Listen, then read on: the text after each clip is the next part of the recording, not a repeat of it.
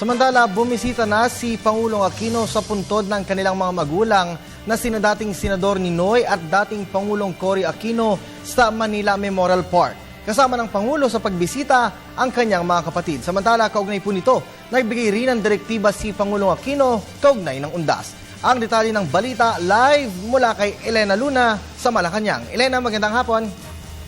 Magandang hapon, Kirby. Nakatakdang mag-inspeksyon bukas si Pangulong Aquino sa mga pangunahing terminal sa Metro Manila para matiyak ang ligtas na pagbiyahe sa mga probinsya ngayong undas. Makakasama ng Pangulo bukas ang ilang cabinet officials. Inatasan na ni Pangulong Aquino ang mga kinauukulang ahensya ng pamahalaan na tiyakin ang maginhawa at ligtas na pagbiyahe ng publiko ngayong undas. Sa statement ng palasyo, kumikilos na ang Metro Manila Development Authority gamit ang karagdagan nilang mga units para maging magaan ang daloy ng trapiko. Nananatili namang nakaalerto ang PNP para sa seguridad ng mga terminal at sementeryo. Inilunsad na rin ng DOTC ang Oplan Ligtas Biyahe Undas 2013 para matiyak ang ligtas at maaasahang transportasyon. Bahagi ng Oplan Ligtas Biyahe ang ginagawang pagmumonitor ng Civil Aeronautics Board kung saan naglagay ng mga help desk sa 4 na NAIA terminals.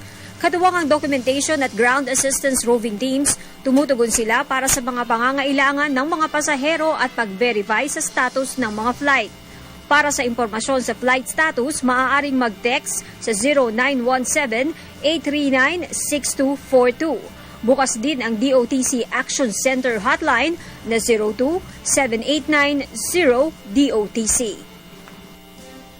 Hindi na bago para sa Pangulong Aquino ang paggawa ng ang sinasagawang inspeksyon sa mga pangunahing terminal, mga airport at pier. Ginagawa rin niya ito tuwing Holy Week. Samantala sa schedule naman ni Pangulong Aquino, ngayong umaga nga ay nagpunta na siya sa puntod ng mga magulang.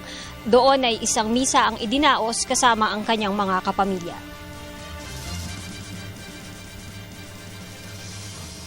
Inunahan na ni Pangulong Aquino ang dagsa ng maraming taong inaasahang bibisita sa kanilang mga yumaong mahal sa buhay sa Manila Memorial Park sa Parañaque City.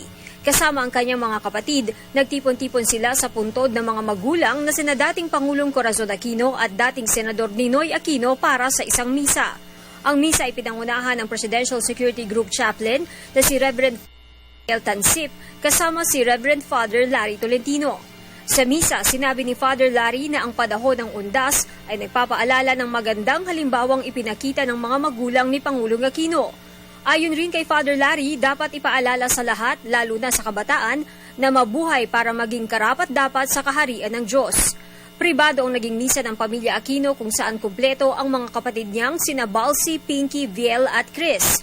Kasama ni Chris sa mga anak na sina Bimbi at Joshua. Matapos ang misa, ilang minuto rin nagtagal ang Pangulo sa puntod ng mga magulang para kausapin ang mga kapatid at mga pamangkin. Bago umalis ng Manila Memorial Park, sumaglit din siya sa katabing mausoleo ng lolo at lolang sina Jose at Demetria Coangco.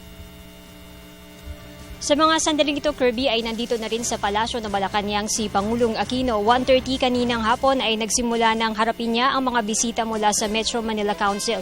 Mamaya namang 6:30 p.m. hanggang 7:30 p.m. inaasahan ang live briefing ni Pangulong Aquino. At yan ang ating balita mula dito sa Malacanang sa tulong ng RTVM. Ako si Elena Luna para sa Telebisyon ng Bayan. Maraming salamat sa iyo, Elena Luna.